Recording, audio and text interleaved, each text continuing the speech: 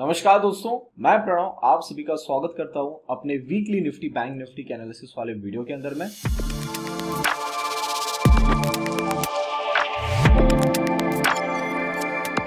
स्वागत है आप सभी का हमारे चैनल में जिसका नाम है ऑपुलेंसिया लर्न। दोस्तों लास्ट वीक मैं आपके सामने आया था, तब मैंने आपको मेरा एक व्यू बता के गया था कि मुझे मार्केट में क्या दिखता है। मैं एक्सपेक्ट कर रहा हूँ एक थोड़ा सा फॉल बन जाए, जिसकी लोअर लेवल के जो लेवल्स थे दैट वाज अराउंड 19,500 प्लस थोड़ा एक्सटेंड करना चाहता है तो 300 के आसपास में आना चाहिए। 300 will be my max level, जिसके नीचे मैं ज्यादा उसके नीचे गिरावट नहीं देख रहा हूँ, क्योंकि अगर उसके नीचे गिरावट अगर आ जाती है तो कहीं ना कहीं फिर जो लोग छूट गए थे उनको मार्केट एकदम सस्ते रेट पे माल देने के लिए रेडी हो जाएगा। तो आप लोगों ने देखा होगा कि पिछले हफ्ते मार्केट ने 500 का भी लेवल टच किया, उसके बाद उन्होंने नेक्स्ट डे के दिन आई थिंक थर्सडे वाले दिन उन्होंने 19,300 को भी टच कर दिया। तो एग्जैक्ट आई थिंक हमारे उन्हीं लेवलों के आसपास से मार्केट ने सपोर्ट लेके एक बार वही के एक कैंडल ऊपर बना के खड़ा है। अब कुछ लोगों की लास्ट टाइम भी क्वेरी थी कि क्या हम 19,000 तक नहीं आ सकते क्या? सर 19,000 ऐसा साइकोलॉजिकल लेवल है ना जहां पे सबको पता है कि सपोर्ट मिलना है। तो अगर मार्केट को उस जगह पे जाना होता ना कभी भी, तो वो दो काम करती है। एक तो पहले वो उस जगह के पहले रिवर्स मार लेगी, या जब सब लोग 19,000 सोच रहे हैं तो 19,000 की भी नीचे जाएगी, जिससे कि जो 19,000 पे बाय करने वाले लोग हैं उनका भी एक बार स्टॉप लॉस कटे। तो इसीलिए मैंने जब मैं लाइव भी आया था लास्ट वीक के दौरान, क्योंकि लास्ट वीक में ज्यादा एक्टिव नहीं था बिकॉज मेरा बर्थडे भी था, तो इसलिए मैं ज्यादा एक्टिव नहीं होने के कारण वहां मैंने आपको पहले ही लाइव के अंदर हिंट दे दिया कि अगर इसने 19,200 की नीचे लाने की कोशिश करी तो मुझे लगता नहीं कि 18,800 के पहले कहीं रुकेगा। तो आपको ये व्यू अभी मैच होता हुआ दिख रहा होगा कि मैं क्या देख रहा था। मैं यही देख रहा था कि मार्केट जिस जगह पे खड़ा है वहां से इसने एक जितनी डिसेंट सी करेक्शन करनी चाहिए ना, उतनी अगर आ गई ना तो we will be done for this particular fall. अब बहुत सारे लोगों को ये उम्मीद थी और ये दिक्कत भी थी कि सर देखो मिड कैप कितना गिर गया, स्मॉल कैप कितना गिर गया। इसकी बात मैं पिछले 1-1.5 महीने से करते हुए आ रहा हूँ कि ये सब कुछ ओवर स्ट्रेच हो गया। ओवर स्ट्रेच की सबसे बड़ी दिक्कत ये होती है कि वो और ज्यादा ओवर स्ट्रेच हो सकता है। उसकी और सबसे बड़ी दिक्कत होती है कि जब वो ज्यादा ओवर स्ट्रेच हो जाए तो जो पूरा उसको फॉल करना था वो 1, 2 या 3 कैंडल के अंदर में खत्म कर देता है। तो आपने तो देख लिया होगा क्या फॉल बना है, देखने को सब मिला है। अब सब लोग फिर नेगेटिव होना चालू हो रहे हैं, तो मेरा फिर वही निकल के आता कि भैया अगर आपको टॉप लगाना है, टॉप पे कभी भी नेगेटिव सेंटिमेंट्स नहीं चाहिए। टॉप लगाना है तो आपको हमेशा एक पॉजिटिव सेंटिमेंट के साथ में आजू बाजू में पूरी bullish sentiments, bullish news channel, newspaper, हर जगह वो न्यूज मुझे दिखनी चाहिए। और बोलोगे सर ये आपने तो हमको कभी बताया नहीं। सर अगर आप मेरे चैनल पे नए हो तो आपको हमेशा कुछ नया नया मिलेगा, पर जो पुराने हैं उनको पता है मैंने साइकोलॉजी की, बुलिश एंड बियर मार्केट की साइकोलॉजी आज से 2 साल 2.5 साल पहले डाल के छोड़ दी है यूट्यूब पे। आपने वो वीडियो देखना चाहिए। क्या मैं देखता हूँ, क्या मैं उल्टा सोचता हूँ। तो आप दो तरीके से सोच सकते हो, एक तो आप सीधा सीधा सोच सकते हो जैसे पूरी जनता सोचती है, या आप थोड़ा उल्टा सोच सकते हो। मार्केट को अगर बड़े प्लेयर को ट्रैप करना है तो कभी भी वो उल्टा काम करेंगे। इसलिए आप जब कभी भी मार्केट का चार्ट ऊपर जाते हुए देखते हो तो हमेशा ये देखो कि कहां पे बड़े इन्वेस्टर, एफआईज, डीआईज ये मार्केट को किस तरीके से देख रहे हैं। इसको जानना है तो चार्ट को अपनी इन्वर्ट कर दो। अगर आप चार्ट को इन्वर्ट कर दोगे ना, उल्टा कर दोगे, मिरर इमेज कर दोगे, तो आपको चीजें उल्टी बनती हुई मिलेगी। एक तो मिरर इमेज कर लो तो आपको एक रिवर्सल जहां से बना है वो पता चल जाएगा। अगर आप उसको इन्वर्ट कर दोगे तो जो एफआईडीआई, जो बड़े प्लेयर्स माल उठाते वो आप समझ सकते हो।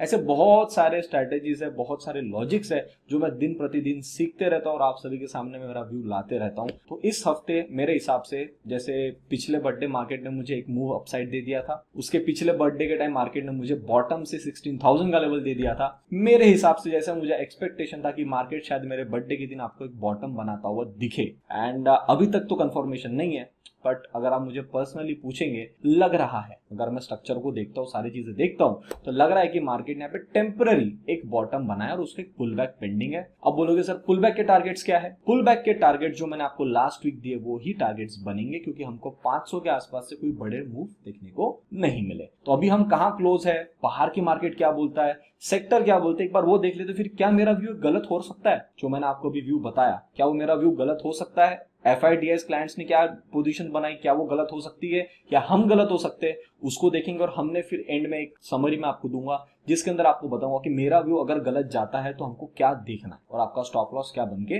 आना चाहिए। तो चलिए सर चार्ट पे आके देखते हैं। ये हमारे सामने आ रहा है सर ऑटो सेक्टर। सबसे पहले ऑटो सेक्टर के अंदर में हम यही से करेक्शन की बात कर रहे थे। इसने 1-2 कैंडल ऊपर की तरफ में बनाया तो सही, पर वहां से फिर इसने करेक्शन स्टार्ट कर दिया और करेक्शन अभी मेरे हिसाब से खत्म ऑलमोस्ट करने के मूड में आ चुका है। थोड़ा सा नीचे आना, जैसे मेरा व्यू था यहाँ तक तो आना चाहिए इसने कम से कम 15,200 के आसपास में, जब इस जगह पे था, इसी जगह पे। तो अभी इसने मेरे हिसाब से जो लो लगा दिया है ना, ये 218 का लगा दिया है।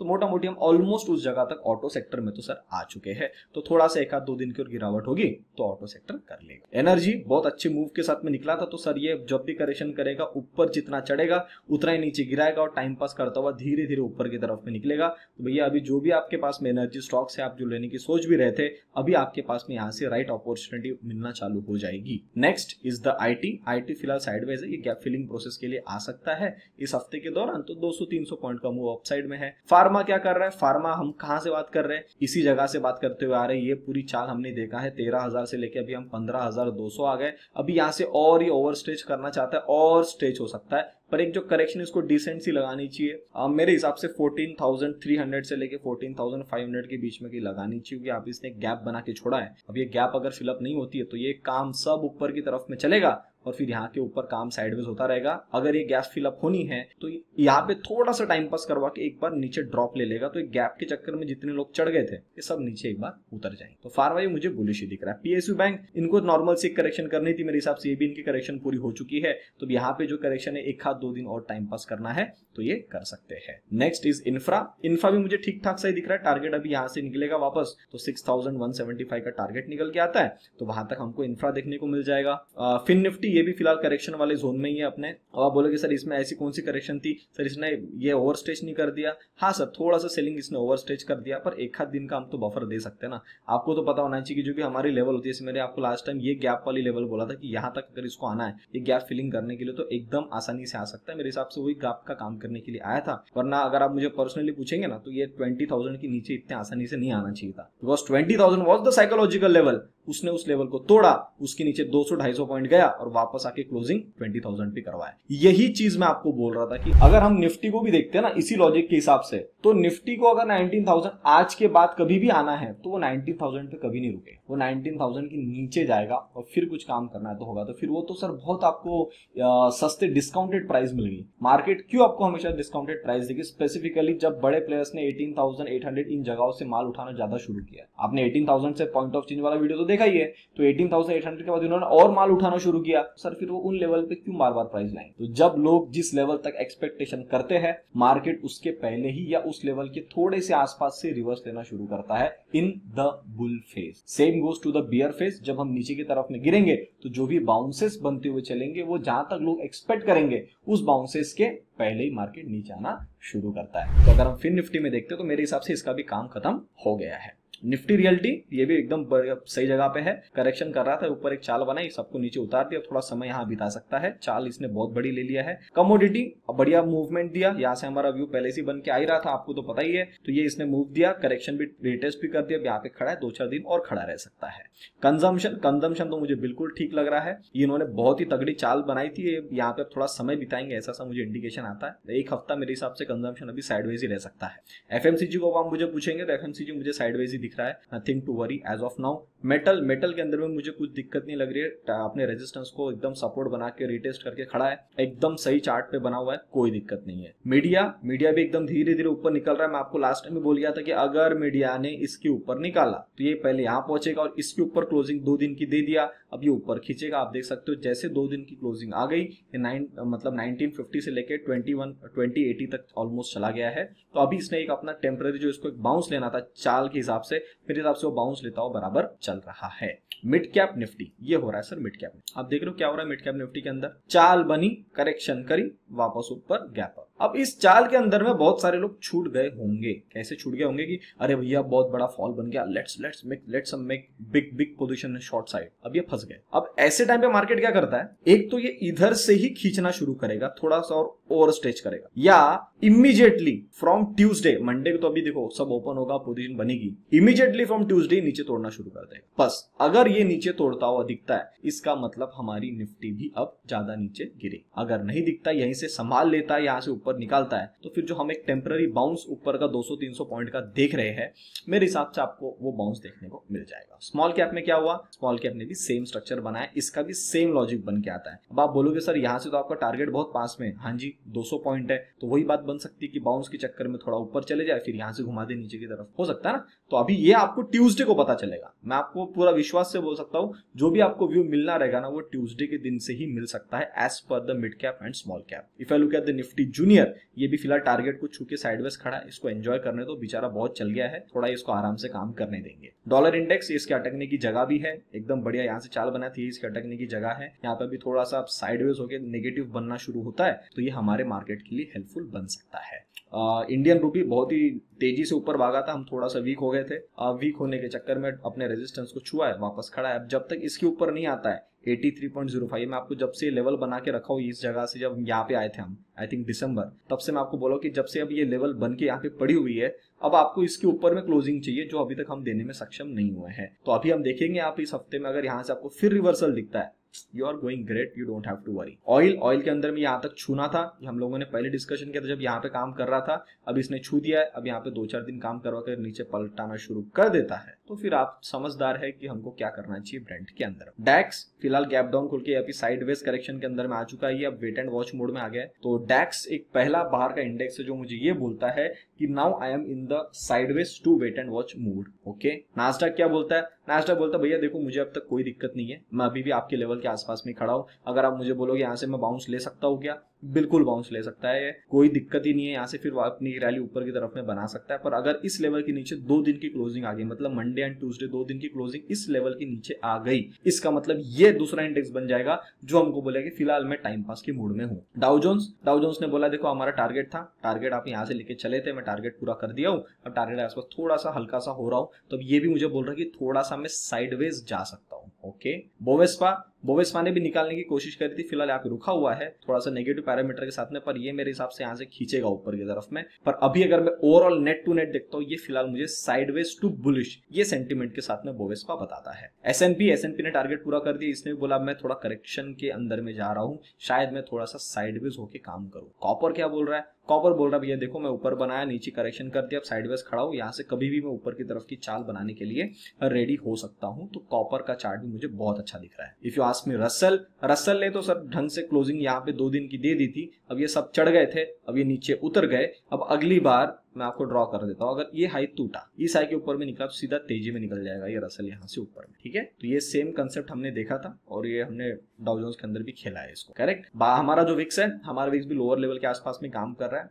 और 10.5 थोड़ा स्पाइक लिया था इसने 12 के आसपास में, और अभी फिर वही के वही खड़ा है, तो कोई दिक्कत नहीं है। बाहर का विक्स ऐसा बोलता है कि मैं राइज लेने के लिए रेडी, तो यहाँ तक आ सकता है 18.48, क्योंकि लास्ट टाइम इस लेवल के आसपास आया था, इसको तोड़ दिया है, तो 18.5 हमारा नेक्स्ट टारगेट निकल के आता है, जो हमारे डॉटेड लाइन लगी हुई है, तो ये भी ठीक ठाक थोड़ा नेगेटिव पैरामीटर के साथ में है। निक्के क्या कर रहा है? निक्के बोलता है मैं समय बिताऊंगा, मैं आपको लास्ट टाइम बता के गया, आप देख रहे हो कितना सिस्टमैटिक जो बॉक्स बना है, उसी बॉक्स के अंदर में मल्टीपल टाइम्स काम हो रहा है। अभी भी जो इसने क्लोजिंग बेसिस पे जो लो बनाया था, लो मतलब प्रीवियस डे का लो, फ्राइडे का, वो लो भी उसने उसी लेवल पे लगाया 31,934, और क्लोजिंग हमारी उसके ऊपर नहीं आई है, तो क्लोजिंग बेसिस पे भी उसने बहुत ही अच्छी जगह पे सपोर्ट के आसपास में क्लोज करा है। गोल्ड फिलहाल करेक्शन में है, सिल्वर ये भी थोड़ा सा करेक्शन के अंदर में गिरता पड़ता चलता रहेगा, इसमें भी कोई दिक्कत नहीं है। बार गिल्ड में पिछले दिन थोड़ी सी हमको गिरावट देखने को मिली और 2 ईयर के अंदर भी थोड़ी सी गिरावट देखने को मिली, which is again a good sign for all of. जब मैंने पूरे अभी बाहर के मार्केट्स देखे, हमारे सेक्टर्स देखे, तो हमारे सेक्टर ऐसा इंडिकेशन देते हैं कि हम जिस भी जगह के आसपास में काम कर रहे हैं हमें फिलहाल कोई दिक्कत नहीं, हम अभी साइडवेज हो सकते हैं। अगर कुछ बड़ी गिरावट बननी है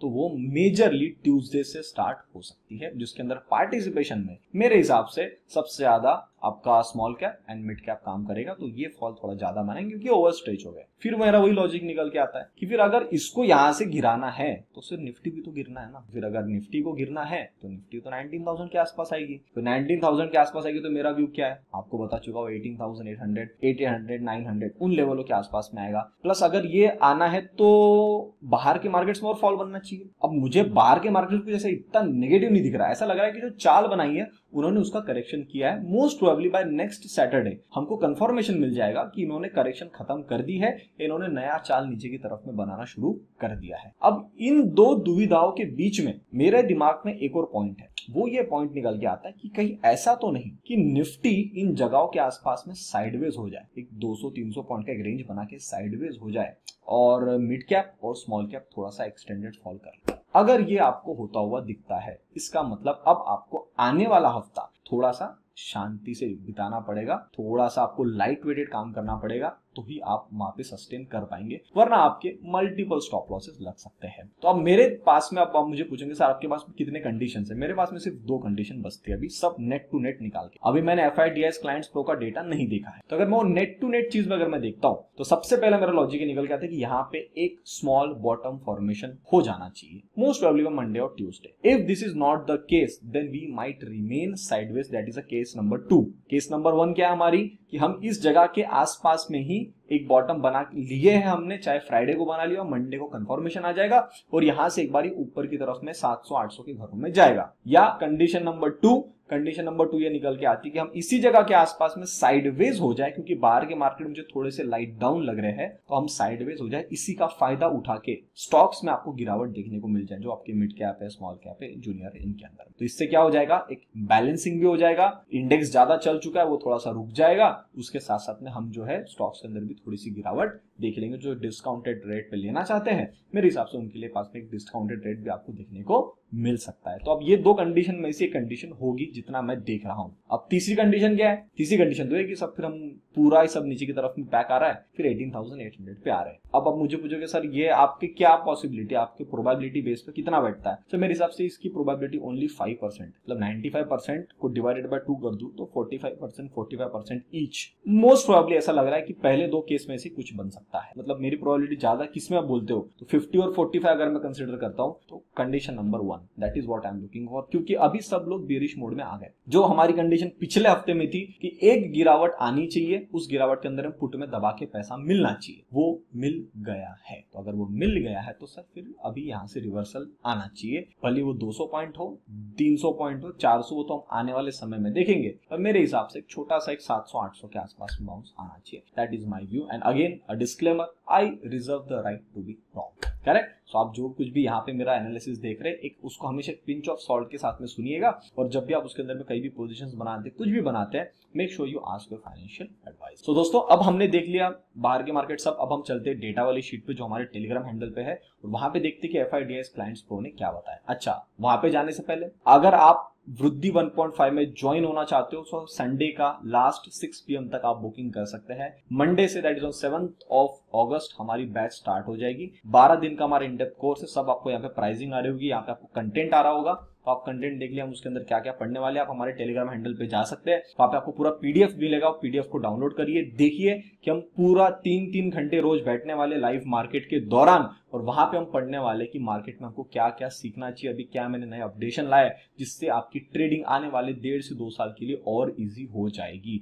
अगर आपको लगता है सर मैं ऑफिस में हूं, मैं ट्रैवलिंग में रहता हूं, सुबह 10:30 से 1:30 तक मैं नहीं बैठ सकता आपके साथ में, कोई टेंशन नहीं है, सेशन का रिकॉर्डिंग आपको मिलेगा, जैसा क्लास खत्म हो जाएगा शाम तक आपके पास में रिकॉर्डिंग आ जाएगी, आप उस रिकॉर्डिंग को आराम से अपने कंफर्ट से जितनी बार देखना चाहते हो आप उतनी बार देख सकते। चलिए सर अब हम चलते हैं FIDS क्लाइंट्स पे और वहां देख, तो हमारे सामने सर ये आ रहा है, टेलीग्राम हैंडल है हमारा ऑपुलेंशियल लर्निंग, आप देख सकते हैं। तो अगर हम यहाँ पे चलते हैं तो यहाँ पे हमको दिखेगा कि क्लाइंट्स ने इस बार क्या किया है। क्लाइंट्स ने सर इस बार लॉन्ग अपने वैसे ही रखे हैं, शॉर्ट पूरे काट दो सर। ये तो अब ये फिलहाल नेट में भी देखता हूँ इनके पास में लॉन्ग्स थोड़े से बने हुए हैं। अब ये हो सकता है ना, मतलब आखिर वाले दिन उन्होंने लॉन्ग कम किया है और इधर शॉर्ट्स थोड़े से बढ़ा है, पर नेट में देखता हूँ तो मेरे हिसाब से इनके पास में लॉन्ग थोड़ी पोजीशन ज्यादा है एज कंपेयर टू शॉर्ट। तो एक आध दिन या 2 दिन का अगर टाइम पास मार्केट देखता है तो क्लाइंट तो फंस सकता है। नेक्स्ट FIs ने क्या किया है, FIs ने पूरे लॉन्ग कम कर दिए, आखिरी के दिन थोड़े से लॉन्ग लेके आए, साथ में इनके पास में शॉर्ट्स भी पड़े, पर शॉर्ट्स उन्होंने आखिरी दिन में थोड़े से कम किए। ये थोड़ा नेट लेके चल रहा है कि इनको जहां डिस्काउंट मिले वहां ये हथौड़ा मार देंगे। तो फिलहाल इनकी भी डेटा मुझे ऐसा कुछ इंटरेस्टिंग सा नहीं दिख रहा है। प्रो ने क्या किया है, प्रो बोलता है कि भैया देखो यहाँ से मैं ऊपर की तरफ थोड़ी पोजीशन बना के गया हूँ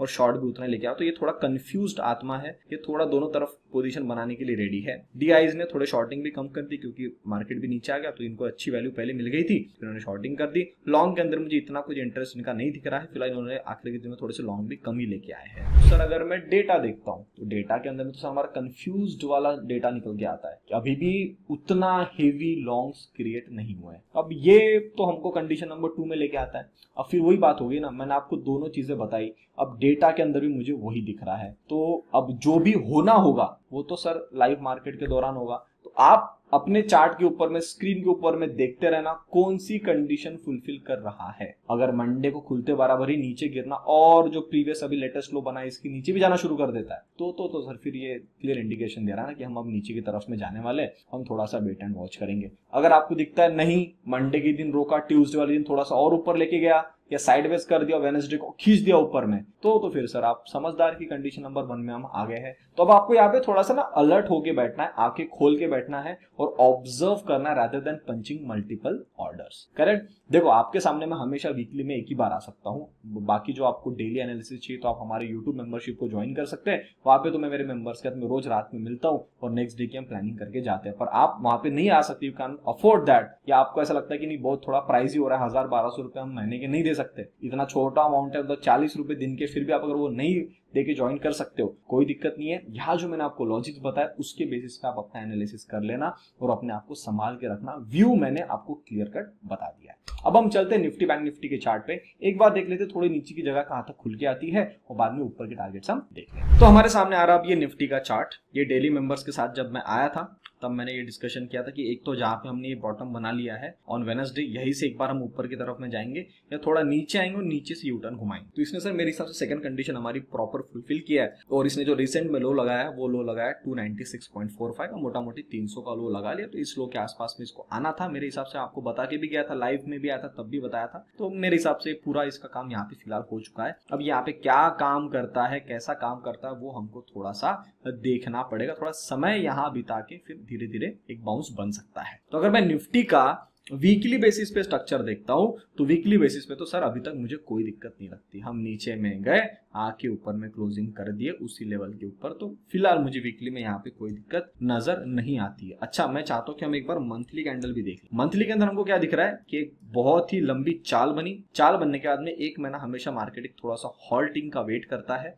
तो अभी अगर ये अगस्त का वही महीना है कि मार्केट थोड़ा सा लाइट मोड के साथ में चलता रहे, धीरे धीरे अटक पटक के थोड़ा यहीं पे एक डोजी कैंडल बन जाए at the end of the month, या ऐसा कुछ फॉर्मेशन क्रिएट कर दे जिसके कारण आपको ऐसा लगे कि यार ये ठीक है, मतलब अभी हम यहाँ पे अगर रुक जाते तो कोई बड़ी बात नहीं है, तो मैं भी ऐसा स्ट्रक्चर देखता हुआ चार्ट निफ्टी का सरप्राइज नहीं रहूंगा। ठीक है, तो सूनर और लेटर अब मेरे हिसाब से फॉर्मेशन में जो आने वाले हफ्ते में देख रहा हूँ, मेरी सबसे ज्यादा प्रायोरिटी है कि यहाँ से अगर हमने खींचा तो कम से कम हम इस लेवल तक आ सकते हैं जो कि निकल के आता है 19,730। ये आना चाहिए अकॉर्डिंग टू माई एनालिसिस। अगर यहाँ से इसको नीचे की तरफ में आना, इसको कंडीशन नंबर 2 को फुलफिल करना है, तो इसका मतलब सर इस लेवल के नीचे जो लेटेस्ट में लो बना है ना, ये इस लेवल के नीचे आपको 2 दिन की क्लोजिंग देखने को मिल जाए। जैसे इसके नीचे 2 दिन की क्लोजिंग देखने को मिल गई 285 के नीचे 2 दिन की क्लोजिंग, तो आप समझ लेना कि सर इसने आप कंफर्मेशन दे दिया कि मैं ये सारे गैप फिलअप करने वाला हूँ। पहला गैप इसका 190 के आसपास में है और फिर दूसरा गैप निकल के आता है 18,800 के आसपास में। तो मेरा हिसाब से फिर वो हम सेकंड वाले लॉजिक के अंदर में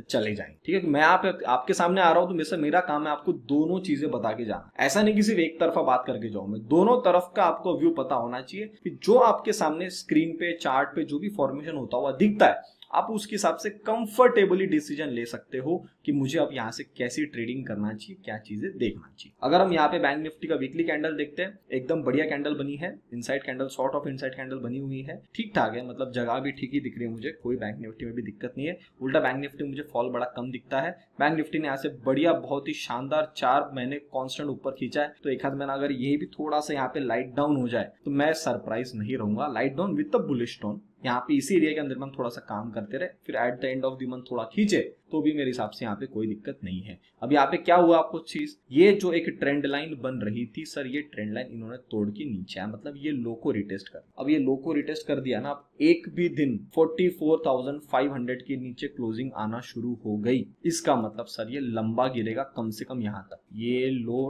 टेस्ट नहीं हुआ है मेरे हिसाब से ना, 43,630, फिर ये यहाँ तक गिरेगा। तो वहां पे निफ्टी में उतनी गिरावट जो लेवल मैंने बताया, बैंक निफ्टी में यहाँ तक ज्यादा कर देगा, तो ये लो टेस्ट कर लेगा 43,370, वरना इस लेवल पे बिना आए यहीं पे कहीं ना कहीं कुछ संभाल के एक ये भी बड़ा बाउंस ले सकता है, जो बन सकता है 45,500 से लेके 45,600 के आसपास में। मैं आपको लेवल्स यहाँ ड्रॉ कर दूं, इन लेवलों के आसपास मुझे लगता है यहाँ से एक टेम्पररी मूव इस हफ्ते के दौरान अगर आती है तो मैं सरप्राइज नहीं रहूंगा, एक ये मूव आने की पॉसिबिलिटी निकल के आती है। तो दोस्तों, अब मैंने आपको निफ्टी के बारे में बता दिया, बैंक निफ्टी के बारे में बता दिया, बाहर के मार्केट सारे देख लिए, सब कुछ देख लिए। तो मेरे हिसाब से ये हमारे लिए बहुत ही क्रूशल हफ्ता रहेगा।